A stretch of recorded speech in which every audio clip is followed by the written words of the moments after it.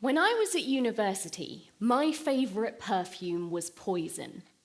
It made me feel drop-dead gorgeous. It was this sumptuous mix of fruit and spices, like Christmas markets and warm mince pies in a bottle. For me, fragrances evoke memories. Scented gel pens coloured my childhood. Who else collected the entire set, only to find that they all just smelt of sweet? My teenage years were awash with shower gels and their glorious array of aromas. Tropical paradise, Saharan sands, banana bonanza, you know the sort of thing. I defied my mum, who had always been wary of overly scented products on certain areas of your skin. We all know where they are.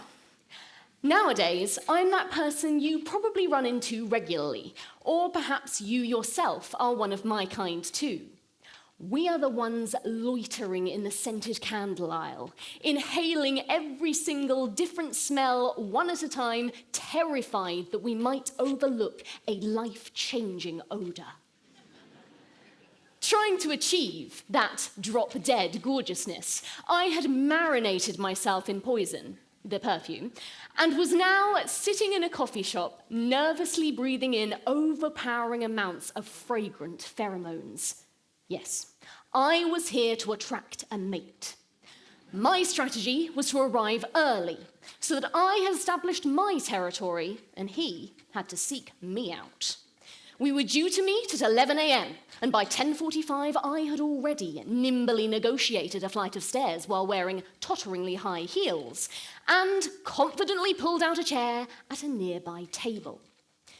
Unfortunately for me, it was only after I had elegantly seated myself that I realised I'd become the unwanted guest at a table already occupied by two, now very confused, pensioners.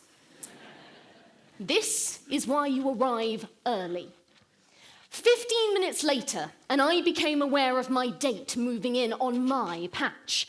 I sprang to my feet and launched my attack, throwing my arms around him and gabbling about how wonderful it was to meet him at last. I felt him tense and draw away. Worryingly, he didn't seem quite so pleased to meet me at last. The coffee shop assistant, who had now released himself from my unexpected bear hug, cleared the table as fast as he could and retreated back down the stairs. Awkward. Cringing, I drew in another long drag of my perfume, this time wishing it really was Poison, while moaning, "Oh no, kill me now." That is when I hear, "Hi, you must be Fern." And I do what we all do in this situation, assuming other people do get into this situation. "Oh, hello!" So there I was once again, sitting opposite a complete stranger, and I couldn't even tell if he looked anything like his pictures. Online dating had seemed like such a good idea. Dipping my toe in the water, I'd done what most people do when trying to sell themselves. I'd never lied. I'd just left out a detail here or there. Well, to be more precise, one minor detail: the fact that I am blind. I hated not telling them. But what if I did and I was rejected outright? Who would choose damaged goods when there's so much perfection on offer? Would my disability be something my dates could ever accept? More to the point, since I was hiding it, was it something I could accept about myself? Can you relate to that feeling? Do you have something about yourself you can't always accept? There's a lot of advice out there on self-acceptance. Take a look at this, for example. If deep within us we are ever to experience personal fulfillment and peace of mind, we must first rise to the challenge of complete, unqualified self-acceptance. Or, as every wise man and his mother says, no one will accept you until you accept yourself. Well, Isn't it wonderful when you think you've out-psyched the psychologists and out-philosophized the philosophers? I thought I'd done just that.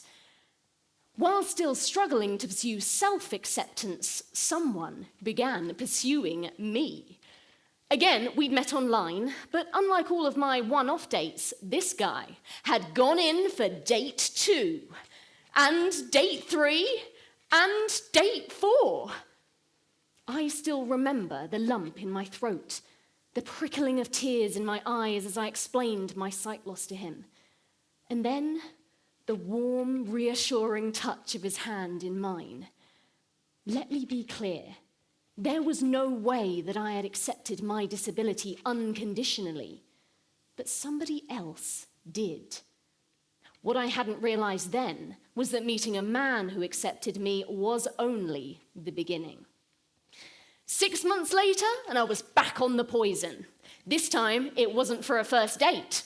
I had my boyfriend, and I was going to spend the weekend with his family. Over the past 6 months, I'd stopped thinking so much about being blind and started feeling that unconditional self-acceptance was within my grasp. Not because somebody else had accepted me, but because I had begun to accept myself. So, perfumed up and dressed to impress, I chatted excitedly to my boyfriend as we walked to his parents' house, hand in hand, the perfect couple. I must admit, I was feeling rather smug. Then his phone rang.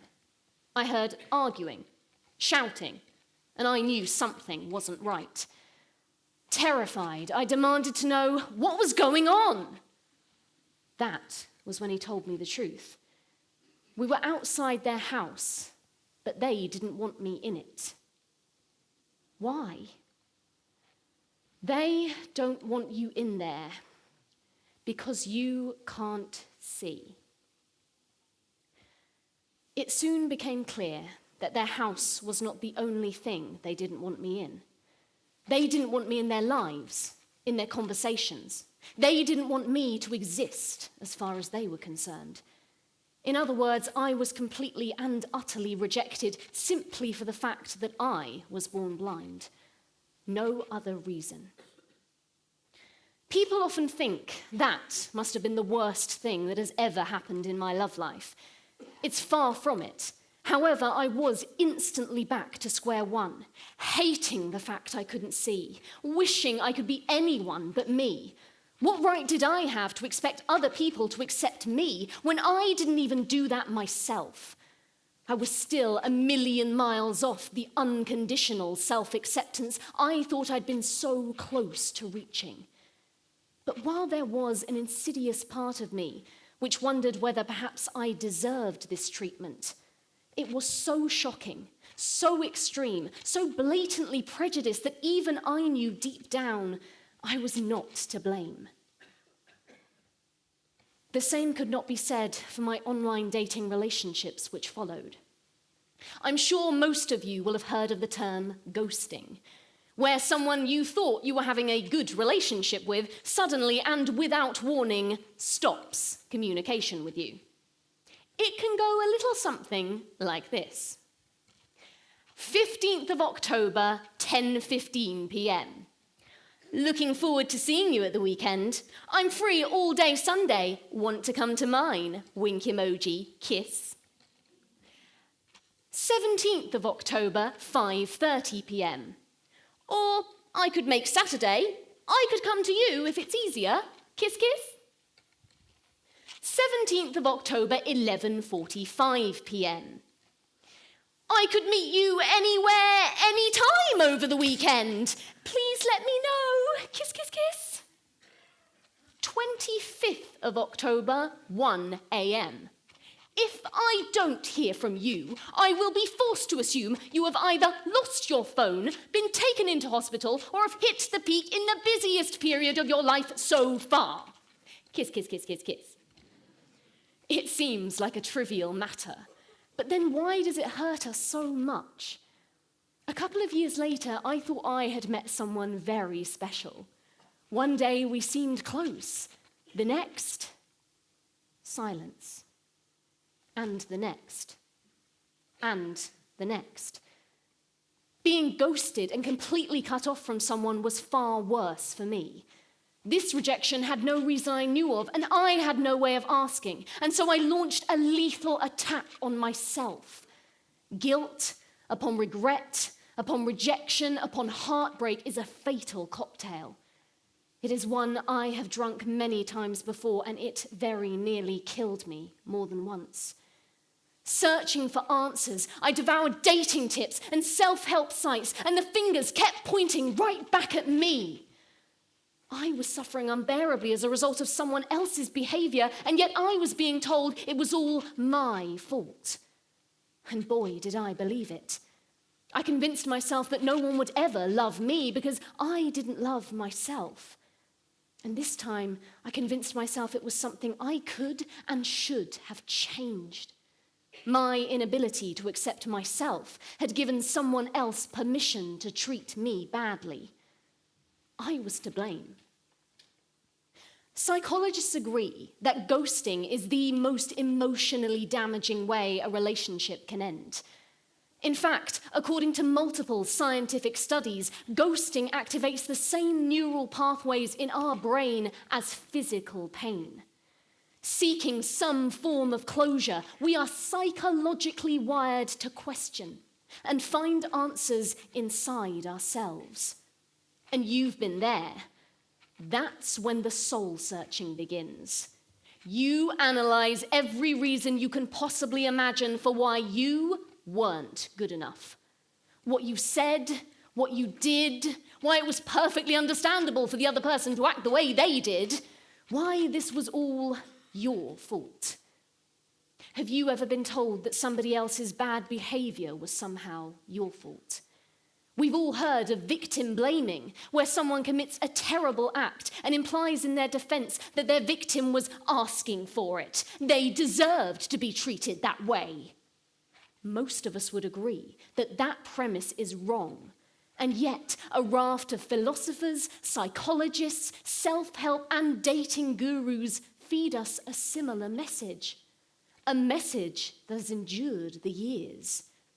Dostoevsky said, "If you want to be respected by others, the great thing is to respect yourself. Only by that, only by self-respect, will you compel others to respect you." Or, to put it more succinctly, Taylor Swift said, "Look what you made me do." Slowly but surely, through this drip effect, we start to feel that we are being treated badly as a result of a fault in ourselves. So what is this terrible fault? Of course, we have failed to achieve unconditional self-acceptance. After all, others have no reason to accept us if we don't accept ourselves. Others have no responsibility to treat us with respect if we don't respect ourselves. And ultimately, if we are rejected due to lack of self-respect, that rejection is our fault, and we deserve it. Here's the thing I wish someone had explained to me. Self-acceptance is not the enlightenment we are led to believe it is. We are told that unconditional self-acceptance is the ultimate goal, a transcendent and constant state which, once reached, cannot be lost. But I disagree. Consider this.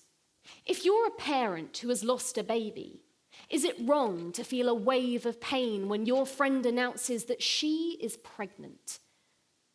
If you're a child who has lost a parent, is it wrong to cry on a special occasion when you wish they could be there? If you're blind, is it wrong to wish you could see when someone posts on social media that they have passed their driving test? Such things will always find us.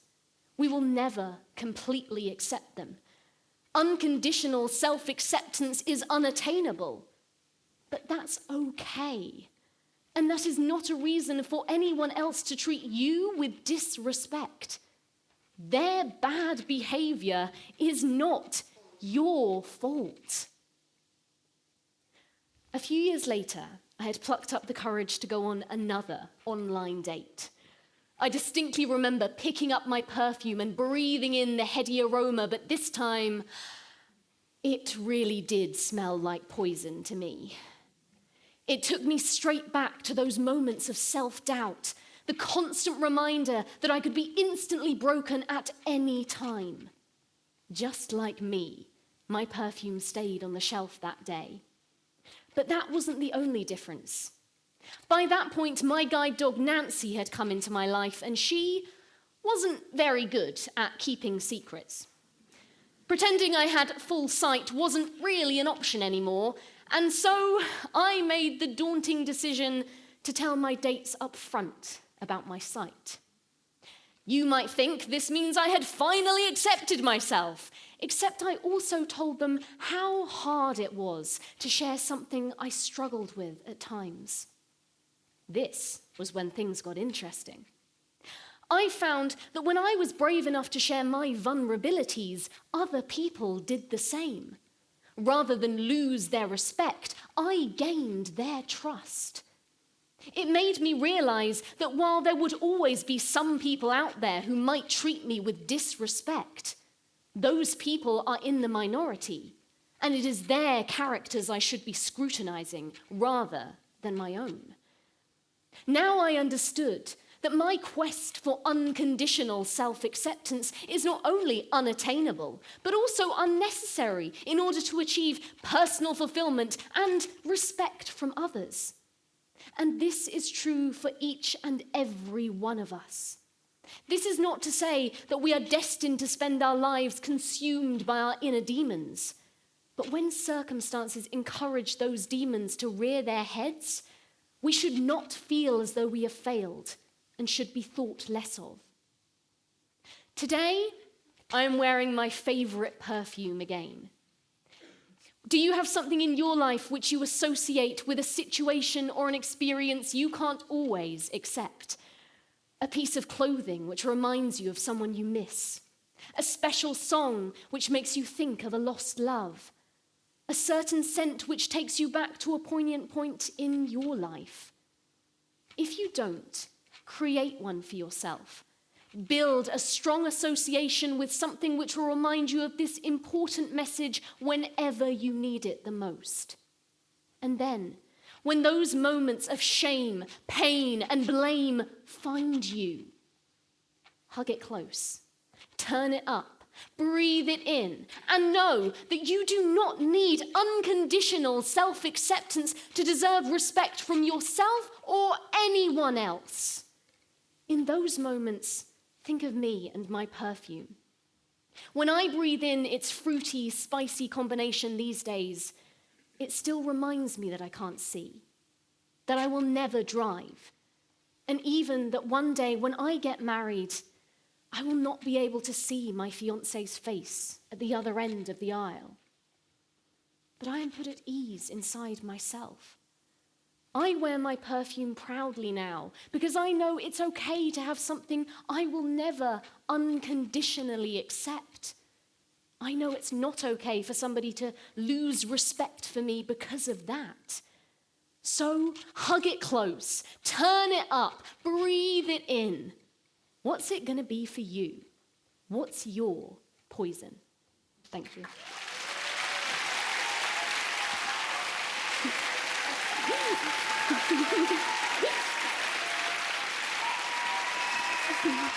Thank you.